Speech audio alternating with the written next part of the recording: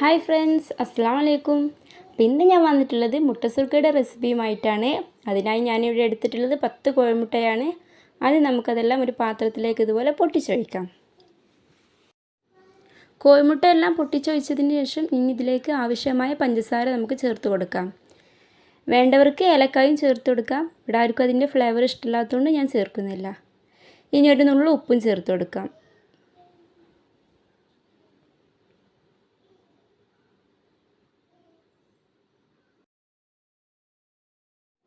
ഇനി ഇവയെല്ലാം നന്നായിട്ടൊന്ന് മിക്സ് ചെയ്തെടുക്കുക. ആ പഞ്ചസാര അലിയുന്നത് വരെ മിക്സ് ചെയ്യും കേട്ടോ.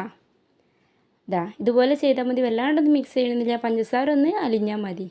ഇനി അതിന് ശേഷം ഒരു പാത്രം എടുക്കുക. അതിൽ ഇതുപോലെ നെയ്യ് പുരട്ടിയതിന് ശേഷം നമുക്ക് ആ മുട്ട ഇതിലേക്ക് ഒഴിച്ച് കൊടുക്കാം. ഇനി നമുക്ക് കുക്കർ എടുത്ത് അതിൽ ഇതുപോലെ വെള്ളം വെച്ചിട്ട് നമ്മളുടെ പാത്രം ഇതിലേക്ക് ഇതുപോലെ ഇറക്കി വെക്കുക.